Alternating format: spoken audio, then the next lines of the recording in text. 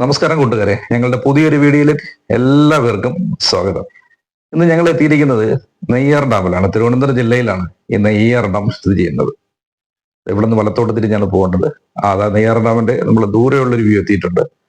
ഇടത്തോട്ട് നോക്കിയാൽ കാണാൻ കഴിയും നെയ്യാർ ഡാമിന്റെ വ്യൂ. ഇപ്പം ഷട്ടറൊക്കെ ക്ലോസ്ഡ് ആണ്. ഈ വേനൽക്കാലമായതിന് ഷട്ടറും തുറക്കുന്നില്ല, ഷട്ടറൊക്കെ അടച്ചിട്ടിരിക്കുകയാണ്.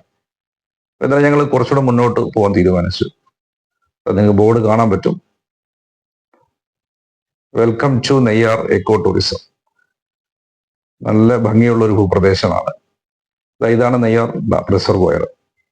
ഈ തിരുവനന്തപുരം ജില്ലയിലാണ് നെയ്യാർ ഡാം, നേരത്തെ സൂചിപ്പിച്ചല്ലോ, നെയ്യാർ ഡാം സ്ഥിതി ചെയ്യുന്നത്. ഇതൊരു ഗ്രാവിറ്റി അണക്കെട്ടാണ്. ഏകദേശം 30 കിലോമീറ്റർ, ജില്ലയിൽ നിന്ന് ശേഷം സിറ്റിയിൽ നിന്ന് ശേഷം 30 കിലോമീറ്റർ അകലെയാണ് നെയ്യാർ ഡാം സ്ഥിതി ചെയ്യുന്നത്. 1558 ഇത് സ്ഥാപിതമായിട്ടുള്ളത്. മനോഹരമായൊരു തടാകമാണ്, നിങ്ങൾക്ക് കാണാൻ കഴിയും. മനോഹരമായൊരു തടാകമാണിത്.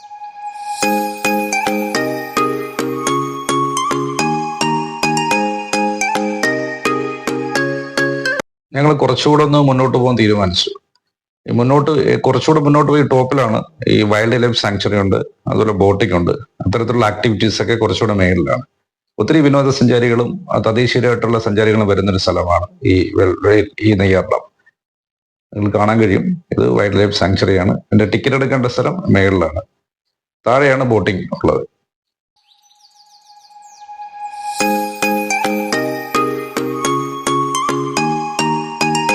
എന്തായാലും ഞങ്ങൾ ബോട്ടിൽ കയറാൻ തീരുമാനിച്ചു. ഞങ്ങൾക്ക് പോകേണ്ട ബോട്ടാണ് അതാ വരുന്നത്. നല്ല മനോഹരമായ കാഴ്ചയല്ലേ, രസമായിരിക്കുന്ന ആ കാഴ്ച കാണാൻ തന്നെ.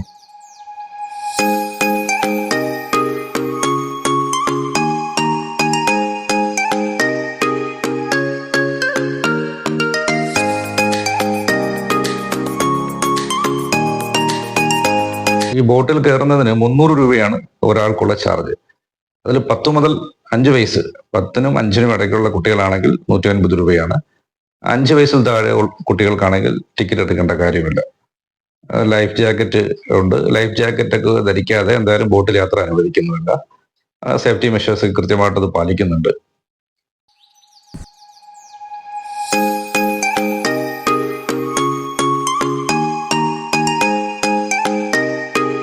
ഏകദേശം ഒരു 10 മിനിറ്റോളം നമ്മൾ ഈ ബോട്ടിൽ തന്നെ യാത്ര ചെയ്യേണ്ടതുണ്ട്. അങ്ങനെ യാത്ര ചെയ്ത് മറ്റൊരു സ്ഥലത്ത് എത്തിച്ചേരും. അവിടെ ഒരുപാട് കാഴ്ചകളുണ്ട് കാണാൻ വേണ്ടിയിട്ട്. അപ്പോൾ എന്നിട്ട് ഈ ബോട്ട് തിരിച്ചു വരും. ഞങ്ങളെ കൊണ്ടിറക്കിയിട്ട് തിരിച്ച് ഈ ബോട്ട് വന്നിട്ട് അടുത്ത ആൾക്കാർ വരും. അപ്പൊ അതിനുശേഷം ഞങ്ങളൊക്കെ കയറ്റിയിട്ട് തിരിച്ച് നേരെ കൊണ്ടിറക്കും. അങ്ങനെയാണ് സിസ്റ്റം. അങ്ങനെ റൊട്ടേറ്റ് ചെയ്താൽ കൊണ്ടുപോകുന്ന ആൾക്കാരേക്ക്. ഇവിടെ കണ്ട കാഴ്ചയാണ്. ഈ ആനയുടെ പേര് ജയശ്രീ എന്നാണ്, പിടിയാനയാണ്. ഏറ്റവും കൗതുകം 57 വയസ്സ് പ്രായമുണ്ട് ഈ ആനയ്ക്ക്.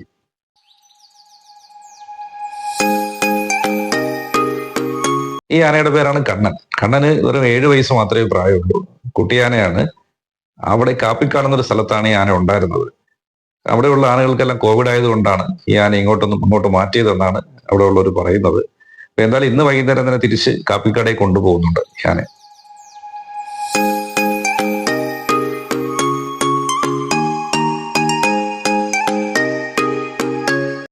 ഇതൊരു വനമാണ്. ഇതിന്റെ പുറകിൽ കാണുന്ന ഒരു വനമാണ്. മിയാവാക്കി വനം എന്നാണ് എൻ്റെ പേര്. ഇത്രയും വൃക്ഷങ്ങൾ ഈ വനത്തിലുണ്ട്. അതിന്റെ ഡീറ്റെയിൽസ് ആണ് ഇവിടെ എഴുതി വെച്ചിരിക്കുന്നത്. ഇതൊരു ചീങ്കണ്ണി തടാകമാണ്. ചെറിയൊരു തടാകമാണ്. അവിടെ 1-2 ചീങ്കണ്ണി ഉണ്ട്. ഒന്ന് മാത്രമേ കാണാൻ കഴിയുന്നുള്ളൂ.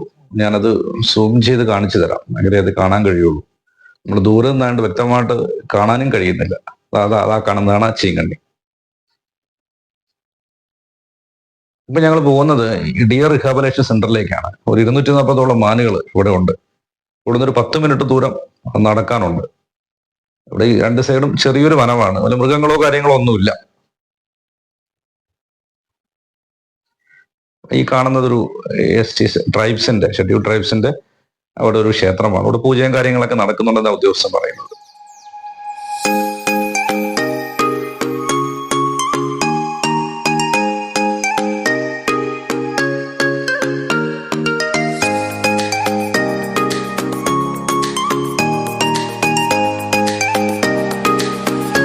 ഇവിടെ ഒത്തിരി മാനുകളുണ്ട്. നേരത്തെ സൂചിപ്പിച്ചതുപോലെ 240ഓളം മാനുകളുണ്ടെന്നാണ് അദ്ദേഹം പറയുന്നത്. അതിനുള്ള ആഹാരവും വെള്ളവും ഒക്കെ അവർ തന്നെ പ്രൊവൈഡ് ചെയ്യുന്നുണ്ട്. അപ്പൊ അങ്ങോട്ട് ആ ഏരിയ മൊത്തത്തിൽ ബാക്കിലോട്ട് കാണുന്ന അവിടെയൊക്കെ മാനുകൾ ഇങ്ങനെ നിപ്പുണ്ട്. അപ്പൊ ആഹാരം കഴിക്കാനും അതുപോലെ വെള്ളം കുടിക്കാനൊക്കെ താഴോട്ട് ഇറങ്ങി വരുന്നുണ്ട്. കാണാൻ കഴിയുമത്.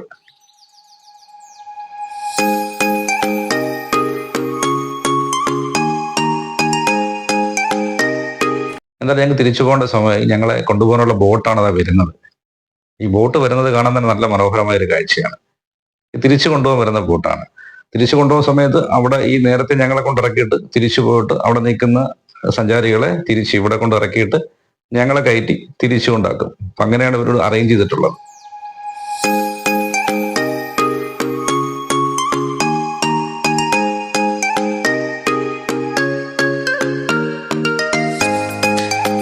അങ്ങനെ ഞങ്ങൾ തിരിച്ചെത്തിയിരിക്കുകയാണ്. ഇതൊരു വലിയൊരു സംവിധാനം അല്ലെങ്കിൽ അത്യാവശ്യം നമുക്ക് ഈ കാഴ്ചകളൊക്കെ ഈ തടാകത്തിന്റെ അപ്പുറം ഇപ്പുറമുള്ള കാഴ്ചകളൊക്കെ കണ്ട് ആസ്വദിച്ച് ബോട്ട് യാത്ര ചെയ്യാൻ കഴിയും. എന്തായാലും കൊള്ളാം, നല്ലൊരു എക്സ്പീരിയൻസ് ആയിരുന്നു ഈ ഒരു യാത്ര. ഞങ്ങൾ ടിക്കറ്റ് എടുത്തതിന്റെ തൊട്ട് മുകളിലൊരു പോർഷനാണ്. അവിടെ ഇത് കാണുന്നതൊക്കെ ചീങ്കണ്ണികളാണ്. എൻ്റെ അകത്ത് ആ കൂട്ടിനകത്ത് എല്ലാ കൂട്ടിനകത്തും ചീങ്കണ്ണി ഉണ്ടാവും. ഈ ഒരു കൂട്ടിൽ മാത്രം പെരുമ്പാമ്പാണ്. ആ പെരുമ്പാമ്പിന്റെ ഭക്ഷണമാണ് ആ കാണുന്ന കോഴി.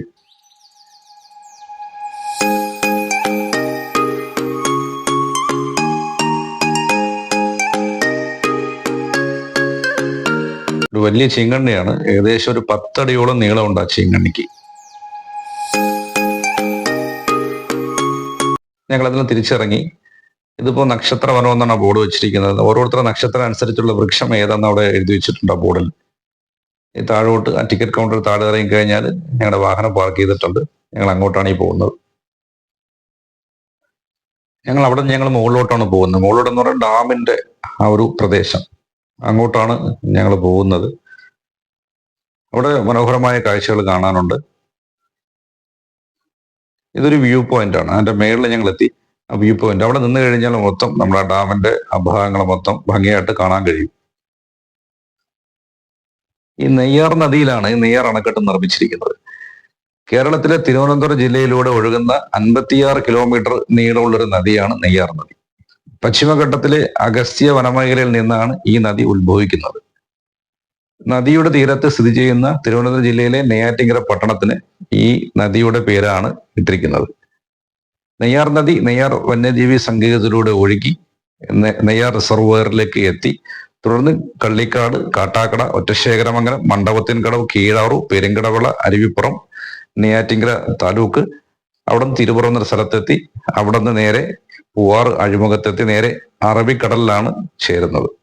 തിരുവനന്തപുരം ജില്ലയിലെ കാട്ടാക്കട താലൂക്കിലെ കള്ളിക്കാട് പഞ്ചായത്തിലാണ് ഈ നെയ്യാർ ഡാം സ്ഥിതി ചെയ്യുന്നത്. ഈ ഡാമിനോടനുബന്ധിച്ചുള്ള മേഖല നെയ്യാർ വന്യജീവി സംരക്ഷണ കേന്ദ്രം എന്നാണ് അറിയപ്പെടുന്നത്. ഇവിടുത്തെ ജലസേചന പദ്ധതിയുടെ ഭാഗമായി അണക്കെട്ടിന്റെ പരമാവധി സംഭരണശേഷി 84.75 മീറ്ററാണ്. ഈ അണക്കെട്ടിന്റെ നീളം 294.83 മീറ്ററും ഉയരം 56.08 മീറ്ററുമാണ്. ഇത് പരിപാലിക്കുന്നത് കേരള സംസ്ഥാന ജലസേചന വകുപ്പാണ്. ഇവിടെ എത്താനുള്ള ടൈമിംഗ് രാവിലെ 9 മണി മുതൽ വൈകുന്നേരം 5 മണി വരെയാണ്.